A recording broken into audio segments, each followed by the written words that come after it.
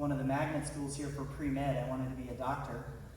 Then my parents bought an old house in Old Northeast and fell in love with old houses, and so that's kind of what shifted my focus towards architecture and kind of how I got here today. Thanks, Mom. So, Derek made my job a little easy for a couple of these first slides because I wanted to talk about kind of what is historic, and I bring up Kenwood as an example because it's a really good example to show kind of the difference between a National Register district and a local historic district. And so the border down here on the bottom shows the National Register district that we created in 2003. Took about 5 years to complete, because you document all the details of all the homes. But it is just a piece of paper that says, congratulations, you have a bunch of old homes. It does come with some tax advantages that you can go through the historic design process, but it doesn't provide that protection. And as we see development very heavily in St. Petersburg, we wanted to protect the character of our streets, and so we've started to meticulously create these local historic districts within our neighborhood. So right now, just in a general count of all of those 500 or 700 or so buildings that are protected, we have approximately 75% of them within historic Kenwood alone. So all those yellow parcels that are shown there. And so, so any buildings that have any exterior renovations, obviously that are in those portions, have to go through that COA process, which is kind of what my firm has really focused on. I live in a local historic district. I've now gone through the COA process a dozen or so times now in the last couple of years of having my own firm, and so I've found this kind of way that I can integrate the COA process with the design process, because I'm in the development world. I'm an architect. I'm helping design additions or renovations or accessory dwelling units to homes, but it's important to be mindful of your surrounding neighborhood. And so what makes historic architecture so special? So I'm one of the many walking tour guides that we have for Preserve the Burg. I do the walking tour one of the 5 times that we do it in our neighborhood during October to April. And so a lot of my focus of what makes historic architecture special is kind of that streetscape and what are the architectural details that you see in these old homes. And so that's what we have here. We have those special brackets. Ironically, craftsman architecture was the kind of stripping away of all of the architectural detail because it came after the Victorian era, which was overly ornate.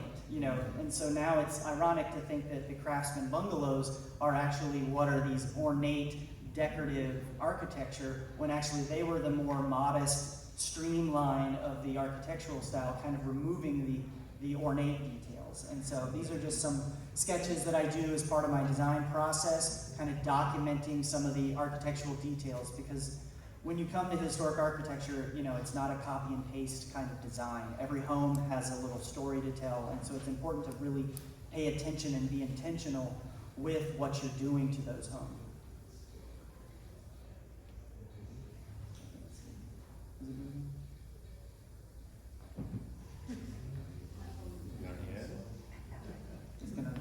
Is it gonna jump like 6 ahead? There we go. So, Donovan mentioned it. What's appropriate? Massing and scale. That's the biggest thing that we look at in our opinion as a neighborhood to what matters. Just because zoning says you can build a 3,800 square foot house on these tiny Kenwood properties doesn't mean it should be done. It doesn't make it right. You can kind of see the scale of these new constructions, and unfortunately what you don't see is the home that was there before, and what was kind of lost. And you can kind of see how we have this rhythm in this streetscape and how it can be changed by not paying attention to that. And so, because it's unfortunate, our zoning rules, are written with a broad brush. They're trying to do as best they can to do what may be appropriate for that style. So in Kenwood, we're an NT2, Neighborhood Traditional 2. But by zoning rights, you're allowed to build up to 3,800 square feet on the average 50 by 127 lot in Kenwood. whereas the homes on average in the neighborhood are 1,200 square feet. And so we see it obviously as a risk because a developer, even if they're going to purchase a home for $500 a square foot, which they're selling for in our neighborhood, they can still demolish it and build a home that's 3 to 4 times the size and sell it for $300 a square foot for 1.3 million, you know. And so, and obviously it doesn't help with any level of affordability within our neighborhood either. And so one of the other things I like to harp on is historic wood windows. So in a past life, I was a window restoration professional. I've worked with Trevor over here at New Light Restoration. He helped me restore a number of windows in the neighborhood before he went out on his own. And, you know, I think it's important to bring it up as a character-defining element of these historic homes and understanding kind of the value that is actually within them. You know, if you actually go deep into the science of a historic window, with some minor improvements and some additions of storms, they can actually be more efficient than a brand new window. And so, and that's important because you won't see that on the advertisements from all these window manufacturers out there that say, you know, you should replace your windows. You know, but other than that, also they're made of these materials that make windows infinitely repairable. You know, because they're made of wood, you can, if something rot or falls apart, you can take that piece out and you can repair it. Unlike a new window, that once it's gone and once it breaks, you've got to replace the whole unit. You know, and you're going to deal with that. You know, they call replacement windows replacement for a reason because you're going to have to replace them in the future, unfortunately. And so I think it's important, though, as a character-defining element, and I think it's worth bringing up to people to be a little bit intentional about it, to learn a little bit more about what you're really doing to these buildings.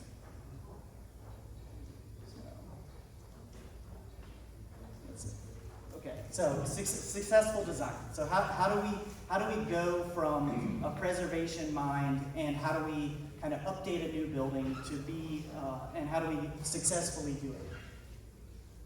They mentioned the design guidelines, a great resource, hundreds of pages of documents out there that are St. Petersburg specific, and it is a great resource that you can go to. You know, neighborhood approval, be proactive about it. Go and talk to the neighborhood association. I can guarantee you that all of these historic neighborhoods are paying attention to the development that's going on in their neighborhood. If you're in a local historic district, go to the neighborhood association proactively, talk to them, get their opinions on it, you know, because you've got to realize when you're doing this type of work in these neighborhoods that you're not just building for yourself, but you're building for the community. And so you have to understand kind of what those values are to you. Historic details, like I mentioned before, pay attention to what's on the site, you know, kind of document what those details, not all the homes have the same historic details to them. Some have none of those details, and it doesn't make sense to always create faux historic details to add to a building because you think it would, you know, look more craftsman-like if you wanted to change it. There are usually some type of historic details that you can kind of learn from as you pay attention to the home. And then just like I mentioned, effect on your surrounding. I think it's really important to be mindful of your neighbors and of your community when you're doing these types of renovations.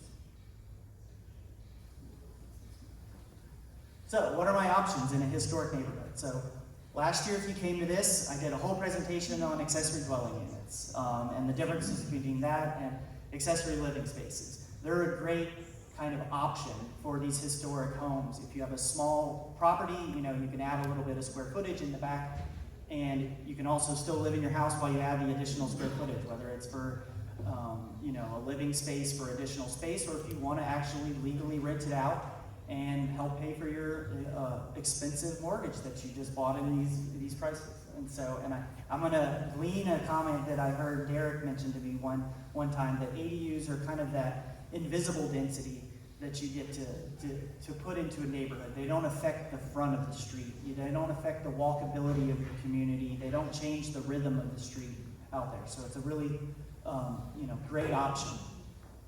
Rear additions, obviously, you know, it's the same idea. It's like, how does it affect the street? You know, keeping as much as you can to one story if the neighborhood is really a one-story neighborhood. You know, if there's other areas of the neighborhoods that are 2 stories, you know, that's appropriate. Or garage conversion. So a lot of people are taking existing historic garages and converting them as well, just for that extra, you know, everybody's working from home these days, so they need a little bit of extra office space, and so they'll do that. So there's plenty of development options within these neighborhoods. So this is a lot. So this is kind of my design process that I go through with the client to how do we get to that successful kind of design. My phase, I break it into kind of 2 phases. I like that first phase to do the investigative research. So you look up the home's history. You come here to the Museum of History where you can research all the documents. You look online, you look up old newspaper articles, but you're also documenting all the historic details of the home, where you're making sketches of all the details, or you're, you know, and obviously these 100-year-old homes don't have digital blueprints available for them. So you've got, as an architect, you know, you need something to work from. And when it's these smaller bungalows, kind of every inch matters. And so it's meticulously kind of studying those. And then you go into the conceptual design, which is all the fun design of the space. You're really talking to the owner, getting all of their details. What do they want? How big of a space do they want? You know, and how can we achieve that? And how do we do it? You know, and I use a lot of 3-dimensional software because it's really important, because most homeowners haven't gone through the design process or worked with an architect or done any type of construction and can't read a floor plan. And so why not do it 3-dimensionally so they can see it? As well as the city loves to see 3-dimensional images because they can see exactly what's going to be coming in the future, so that it's not this napkin sketch from a door contractor that says, this is the window I want to change out, you know, and you can't really tell what the instance is. And so then I actually pause my design phase at the middle, between phase 1 and 2, so that we can then go out to contractors and kind of get that ballpark price. You know, I'm an architect, I don't work in the construction directly, and so I like to get contractors to provide that pricing. You know, they're the ones that are going to be the ones that are going to be building it. And so I pause the design phase, but I also, in that pause, well, that's how we get through that COA process. So any additions over a certain square footage or that affect a certain amount of items have to go through the CPPC, which is the Community Planning and Preservation Commission. That's our Historic Preservation Commission. And so what that does is it allows us to get through conceptual design.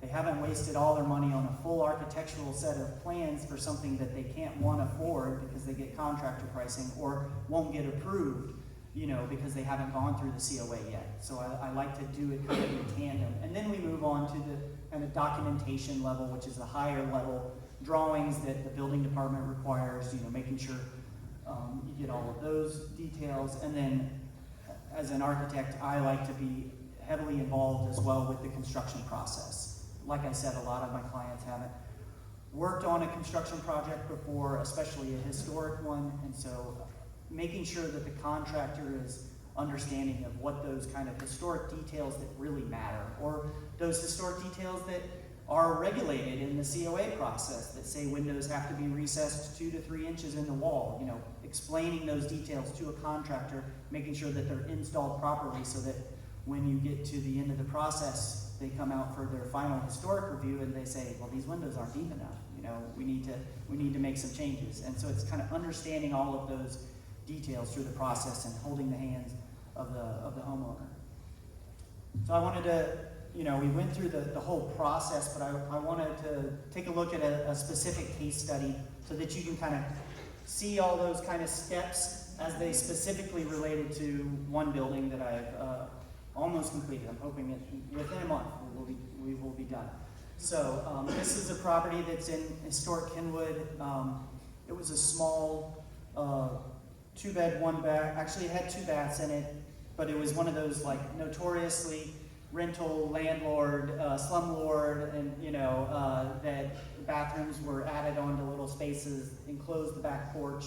You know, abused over 100 years type of structure. 700 square feet approximately, you know, tiny little bungalow. Had the benefit of having a garage apartment already constructed behind it as well, and so And so this is kind of the before and after. You know, obviously there's not a lot of change other than dressing it up and changing out the windows on the front to be something more historically appropriate. What is that? Oh yeah, sorry, I can't see all the. Oh, sorry. Yeah, so this property was not located within the local historic district, but it was located in the national district, and it was a contributing property in the National Historic Kenwood district. And so as part of that process, if you're in a national district like downtown or like all of Old Northeast is in a national district, you can apply for an ad valorem tax exemption. And so what that means is you take the value of the property that is right now and you lock it in place. And so any of those renovations or additions that are added to the property, that value won't be you'll be exempt from the ad valorem taxes that would be associated with that new value. Because typically when you do construction on a home, they'll come out, they'll reassess it after you're done and say, hey, now your home's worth twice as much. And what this does is it locks your home value in for 10 years at the same price so that you're not paying those extra taxes. But as part of that, your renovation has to go through the COA-esque process. So you still have to get commission approval and it has to meet those historic standards. And so here, you know, I'm going to go through step by step how we went through with this process. So we did the historic investigation on the house. The house was built in approximately 1920. You know, it's one of those ones where this one didn't have the original stamped property card, so we didn't know exactly what year it was, but it showed up on the 1923 Sanborn fire map, but it wasn't on the 1918 Sanborn fire map. So we know it occurred in approximately that time. The ADU was actually moved to the property in 1934, which is not uncommon in historic Kenwood. There are approximately 170 homes that were moved to the neighborhood in the 1930s in historic Kenwood. So, you know, as a resident or a tour guide, I'm used to seeing them. You know, we have about 10% of our homes were moved into our neighborhood. It may have been attributed to the crash of the market in 1929, where we had these outlying homes in other neighborhoods that were moved into our neighborhood because we had the infrastructure, because we had the community. Or it could have been expansion of Central Avenue. I've worked on a client's home where their home was moved to the property from Central Avenue. And so that was just, you know, but back in the day they moved houses. They didn't just demolish them. So, you know, there was a non-historic addition on the rear of this structure. So it's that typical kind of sloping porch that was enclosed. So we removed that from the building because it had no real structural value to it. And like I mentioned with the ad valorem, it was located in the National Register. And it had a few architectural details to document. This one doesn't have anything overly ornate, you know, but I'm documenting kind of the window casing, some of the decorative brackets that were located on the eaves. So then we move through the, you know, conceptual design phase where we go in through the zoning and historic review, because it's really important to look at zoning. When you look at your neighbors around you, and when you pull a building permit, you've got to meet all those zoning standards. A lot of times in these historic neighborhoods, after 100 years, fences have been moved, parking has been removed, all these little standards that you don't know exist because you look at your neighbors and you go, well, they don't have any parking spots on their property. And I'm like, yeah, but it's been 100 years and things have kind of shifted around. But when you go to pull a building permit, you've got to meet all of those standards. So it's really important to know kind of what your setbacks are, what your parking requirements are, because those are those unsexy things that you just, you know, these are your limits that you have to achieve before you really get into the nitty-gritty details of the design. You know, we did a very large addition to the rear of the structure, so you can kind of see the light gray on the bottom left is the existing footprint of the house, and then the dark gray section is all of the addition that we did to the rear of the house. So the house went from 800 square feet to 1,500 square feet, so we almost doubled the size of it. But we were paying close attention to how it affected the neighbors, so we kept it all one story. You know, we didn't want the scale of the home to overcome the neighborhood and the neighbors. And then this is just kind of a 3D image of the top left shows you where the delineating line, this is a view from the rear, So we're looking at all of the addition that was added to the rear of the structure, and there's things in the national standards or in the local standards about recessing additions so that you can kind of noticeably tell where an addition was in relation to the original building, or dropping the roof line, things like that. Because, you know, if a purist in the future ever wanted to return it back to its original, they need a line that kind of delineates that. And then there's a picture of our CPTV, Community Planning and Preservation Commission, that, you know, every second Tuesday at 2, or, you know, it'll be next week. Everyone can come at 2 o'clock. So, you know, that's me sitting down there waiting to kind of present it at CPPC for approval. So then after we go through that approval process, like I said, we get into a lot more of the weeds on the interior with the design. That's where we're incorporating some of those historic details into design, documenting, getting into the structural elements. Obviously, this structure had a really low ceiling on the interior. It had 8-foot-high ceilings, which is below kind of that standard 8'5" that you'll see in a historic bungalow, or 9'5" in the more grand bungalows. And I think it's important to talk about that when we go back to the massing and scale, is these building heights, and why they're so out of scale for these new constructions, because they'll put a 13-foot tall ceiling on the first floor and then a 12-foot tall ceiling on the second floor, because zoning allows 24 feet at the starting of your roof line to be the building height. When on average, 2-story buildings in these historic neighborhoods were 18 to 19 feet tall at the eaves. And I only know that because I've measured a bunch of them in the neighborhood with a laser, just to kind of see what those standards are. And so instead of raising the roof on this one, we said, let's get creative with the roof line. And so we did this kind of interior vaulting of the roof in the addition, as well as in the rest of the existing structure, so that they had 10-foot tall ceilings in the center and 8 foot on the edges. So from the outside, the building looks the same, but from the inside, they get these modern upgrades that really bring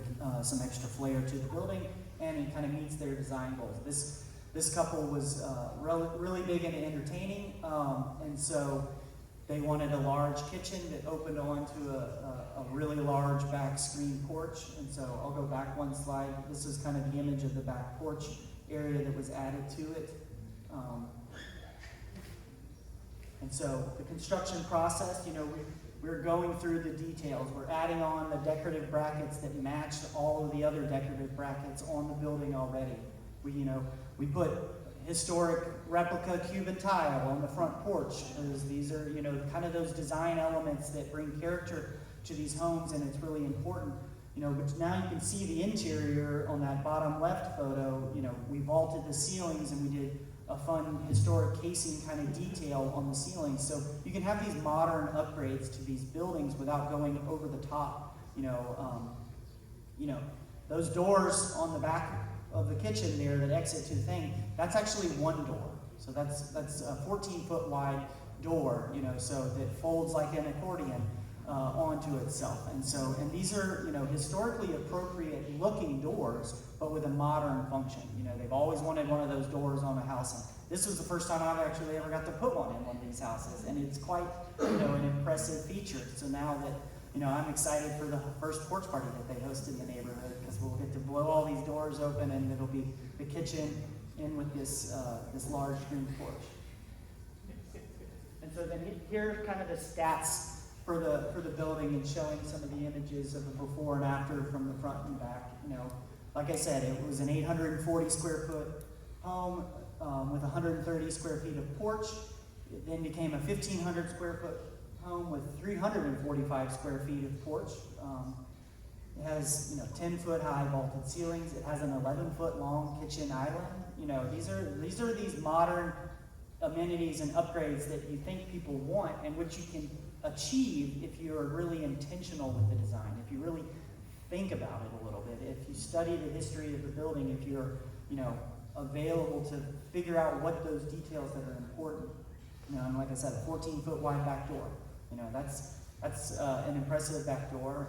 And it's still appropriate for the neighborhood. I think that's what's really important, is really respecting what the character of these neighborhoods are, and just paying attention to that and those details. And like they said, I think it's really important to be proactive when reaching out to the city, you know, especially in this COA process. You know, 95% of my projects go through the COA process. That's what I specialize in. And I don't find it any more difficult or time consuming or anything because of the design process is interlaced with that process. So it doesn't add any extra effort, but it adds so much more value to the neighborhood by doing that. And it is achievable. I think it's easily achievable if you're really intentional with your design choices. So that's it.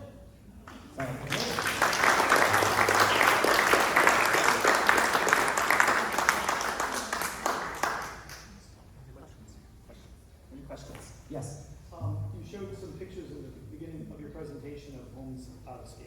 Yes. We live in Old Northeast, and you know